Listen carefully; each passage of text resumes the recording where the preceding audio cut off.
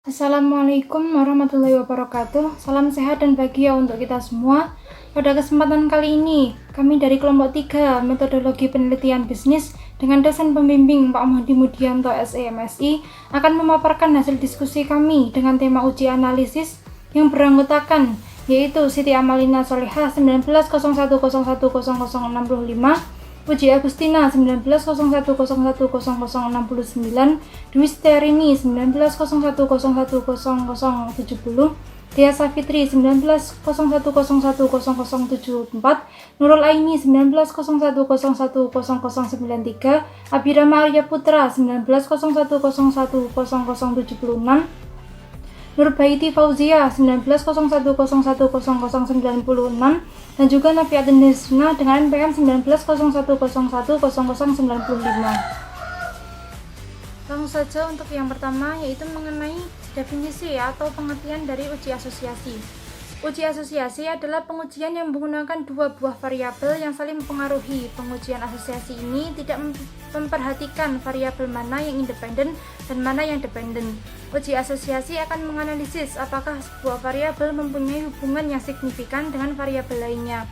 Dan jika ada hubungan, bagaimana keeratan hubungan tersebut, serta seberapa jauh variabel tersebut mempengaruhi variabel lainnya. Untuk itu, dalam langkah awal pembuktian, maka perlu dihitung terlebih dahulu koefisien korelasi antar variabel dalam sampel. Baru koefisien yang ditemukan itu diuji signifikansinya. Jadi menguji hipotesis asosiatif adalah menguji koefisiensi korelasi yang ada pada sampel untuk diberlakukan pada seluruh populasi. Baik, selanjutnya saya, Puji Agustina, NPM 0069 akan melanjutkan tentang hubungan asosiasi antara dua variabel atau lebih, meliputi yang pertama, hubungan simetris atau hubungan antara dua variabel atau lebih kebetulan munculnya bersama. Yang kedua, hubungan kausal atau hubungan yang bersifat sebab akibat.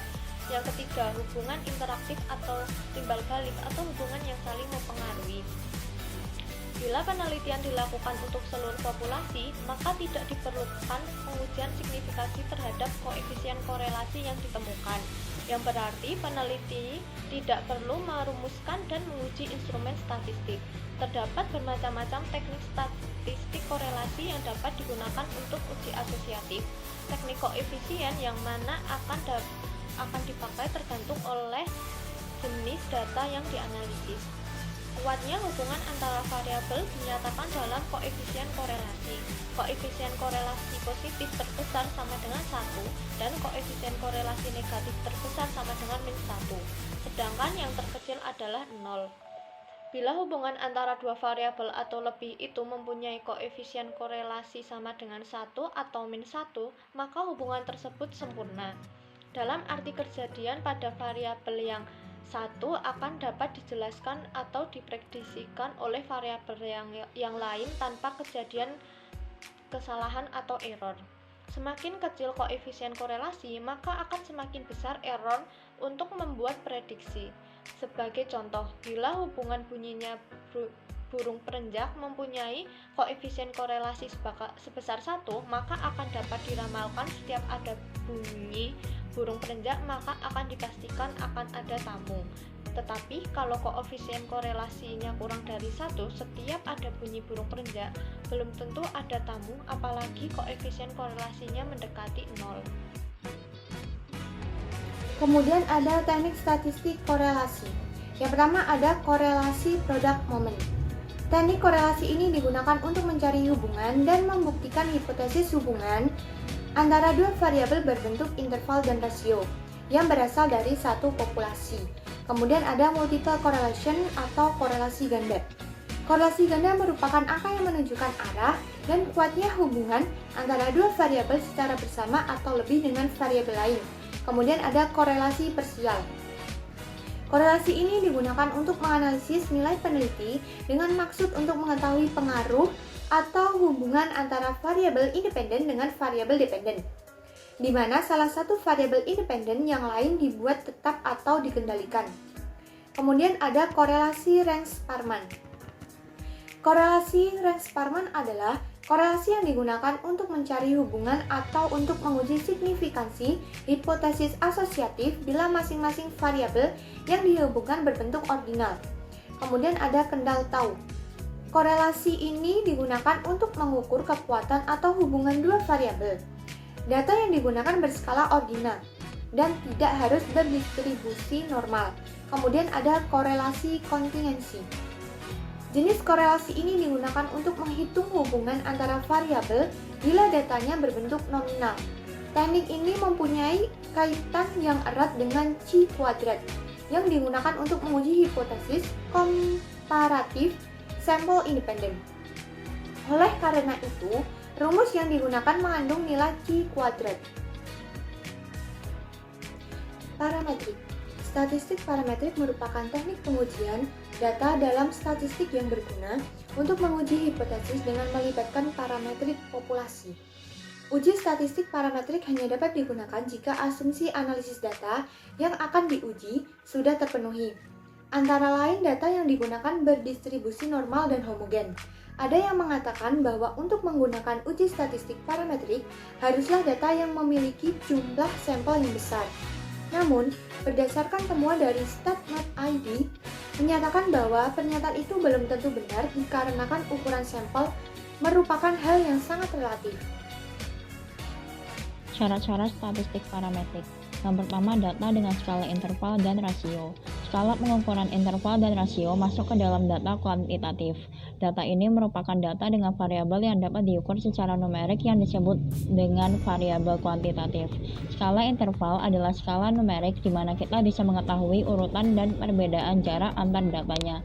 Karakteristik skala interval sama dengan skala nominal dan ordinal, hanya saja ditambah dengan interval yang tetap. Namun skala ini belum memiliki nilai nol mutlak. Artinya, jarak yang dapat dihitung tidak berarti kelipatan. Selanjutnya, skala rasio adalah skala tertinggi dibandingkan jenis skala pengukuran lainnya. Skala rasio sudah mencakup seluruh karakteristik pada skala nominal, ordinal, dan interval. Skala ini juga sudah bisa diinterpretasikan pada semua operasi statistik, bahkan dapat menghitung rasio atau perbandingan karena skala ini sudah memiliki nilai nol mutlak. Arti dari nilai nol mutlak adalah nilai dasar yang sudah tidak dapat diubah meskipun menggunakan skala lain. Contoh skala rasio adalah berat dan tinggi badan seseorang. Yang kedua, data menyebar atau berdistribusi normal. Skala nominal dan ordinal masuk ke dalam kategori data kualitatif. Data kualitatif merupakan data yang dikumpulkan dalam variabel yang tidak dapat diasumsikan ke dalam nilai numerik dan hanya bisa dikelompokkan menjadi dua atau lebih kategori yang disebut dengan variabel kuantitatif atau kategorik. Skala nominal merupakan skala yang paling rendah dibandingkan skala pengukuran yang lain. Skala ini hanya dapat digunakan sebagai label atau predikatnya saja. Pemberian angka atau simbol pada skala ini hanya berupa label dan tidak dapat dipresentasikan nilai kuantitatifnya. Skala ordinal merupakan skala yang lebih tinggi daripada skala nominal. Nilai ini juga disebut skala peringkat. Skala ordinal biasa digunakan untuk mengukur data non-numerik seperti kepuasan pelanggan, kesenangan, kekecewaan, dan lain sebagainya. Arti dari ordinal adalah order atau urutan. Jadi, skala ini memberikan label sesuai urutan. Contoh metode statistik parametrik. 1. Uji Z dengan 1 atau 2 sampel. 2. Uji T dengan 1 atau 2 sampel. 3. Korelasi Pearson. 4. Perancangan percobaan, one or two way ANOVA parametrik, dan lain-lain. Baik, untuk slide selanjutnya yaitu keunggulan dan kelemahan statistik parametrik. Yang pertama yaitu keunggulan. Syarat-syarat parameter dari suatu populasi yang menjadi sampel biasanya tidak diuji dan dianggap memenuhi syarat. Pengukuran terhadap data dilakukan dengan kuat. Yang kedua, observasi bebas satu sama lain dan ditarik dari populasi yang berdistribusi normal serta memiliki varian yang homogen. Yang kedua adalah kelemahan. Yang pertama, populasi harus memiliki varian yang sama. Yang kedua, variabel-variabel yang diteliti harus dapat diukur setidaknya dalam skala interval. Yang kelemahan ketiga yaitu dalam analisis varian ditambahkan persyaratan-persyaratan rata-rata dari populasi harus normal dan bervarian sama, dan harus merupakan kombinasi linear dari efek-efek yang ditimbulkan. Non-parametrik. Statistik non-parametrik merupakan uji statistik yang dilakukan dengan tanpa adanya pandugaan sebelumnya pada nilai populasi. Uji statistik non-parametrik ini digunakan untuk melihat perbedaan antara rata-rata nilai tengah dua kelompok daratan yang sudah diberi ranking. Selain itu, uji ini dapat digunakan untuk melihat perbedaan antara nilai mediannya. Keuntungan menggunakan uji statistik non-parametrik adalah kita tidak membutuhkan asumsi normalitas. Adapun kekurangannya adalah hasil dari uji metode ini tidak dapat digunakan untuk mengestimasi karakter populasi. Contohnya, jika uji parametrik dapat digunakan untuk melihat perbedaan antara rata-rata nilai tengah dua kelompok daratan yang sudah diberi ranking, dengan data yang sama, metode uji statistik non-parametrik dapat digunakan untuk melihat perbedaan antara median-mediannya. Jenis uji non-parametrik. Yang pertama ada uji tanda. Uji tanda atau sign test digunakan untuk membandingkan dua sampel berpasangan dengan skala ordinal. Prinsip dari uji tanda adalah menghitung selisih pasangan nilai data dari sampel pertama dengan sampel kedua. Kemudian dihitung jumlah selisih pasangan data yang positif dan jumlah selisih pasangan data yang negatif. Yang kedua ada uji peringkat dua sampel Wilcoxon.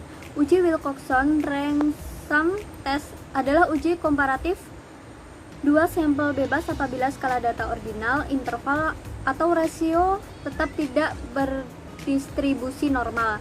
Jika komparatif yang dimaksud adalah uji untuk mengetahui perbedaan jumlah peringkat antara dua kelompok, dalam tiap kelompok jumlah observasi atau sampel boleh beda. Yang ketiga, uji korelasi peringkat Spearman.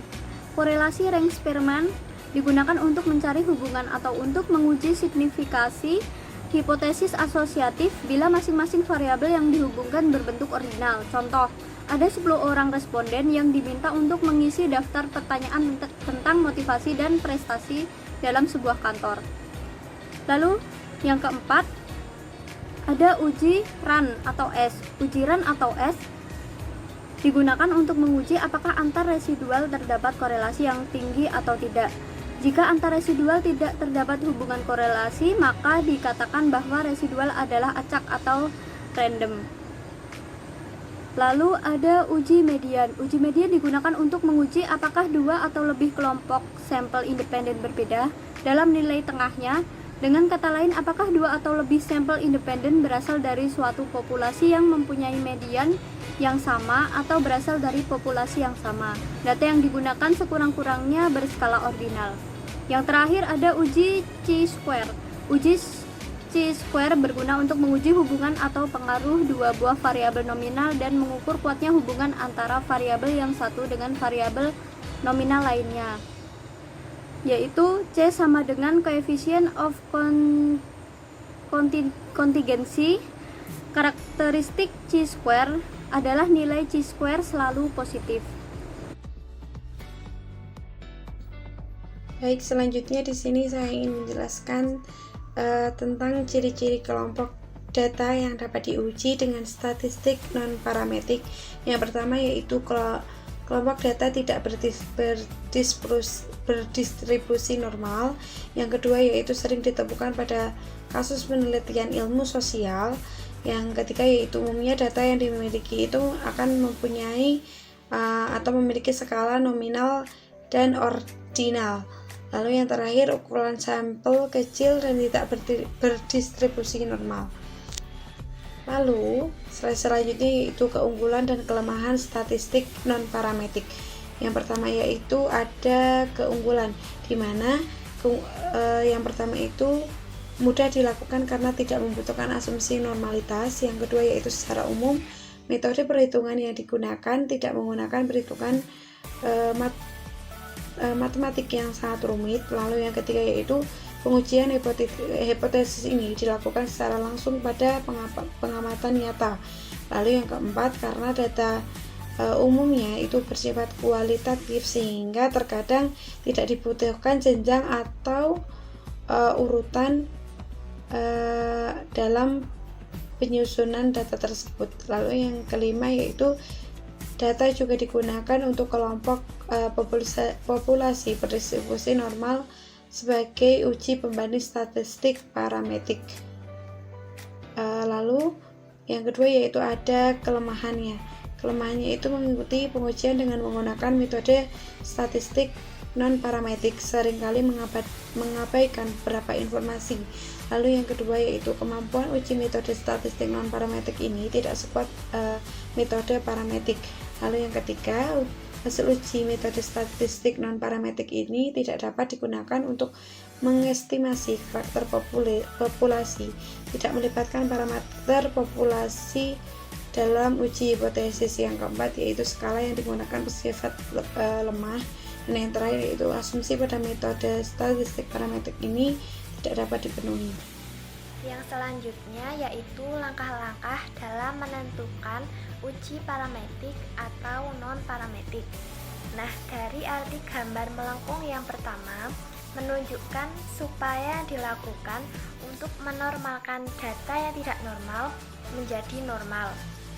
Nah, kemudian gambar melengkung yang kedua menunjukkan data yang mempunyai varian yang berbeda diupayakan untuk menjadi varian yang sama. Nah, caranya adalah dengan transformasi data. Nah, transformasi ini bisa menggunakan fungsi-fungsi log, akar, kuadrat, dan lain-lain. Nah, jika setelah transformasi gagal, maka terpaksa menggunakan non-parametrik. Jadi terlihat bahwa begitu spesialnya uji parametrik ini. Nah, selain itu, berdasarkan gambar tersebut terlihat bahwa ada beberapa prosedur yang perlu diketahui dan dilakukan, yaitu mengetahui data normal atau tidak, varian sama atau tidak, serta transformasi data. Maka muncullah beberapa prosedur, yaitu uji normalitas, uji varian yang sama, dan transformasi data. Kemudian langkah-langkahnya yang pertama yaitu mengidentifikasi dengan melakukan pengamatan mengenai karakter data yang akan diuji. Apakah jenis data nominal, ordinal, interval, atau rasio. Kemudian yang kedua, dengan memperhatikan ukuran sampel yang akan diambil dari populasi. Apakah ukurannya besar atau kecil? Besar kecilnya sampel mengikuti ketentuan literatur. Kemudian yang ketiga, pastikan kita mengetahui apakah yang akan diuji memiliki distribusi tertentu atau tidak. Yang selanjutnya adalah perbedaan uji parametrik dan non-parametrik. Pada uji parametrik dibutuhkan asumsi kenormalan. Nah, sedangkan pada uji non-parametrik tidak dibutuhkan asumsi kenormalan, sehingga sering disebut dengan bebas sebaran.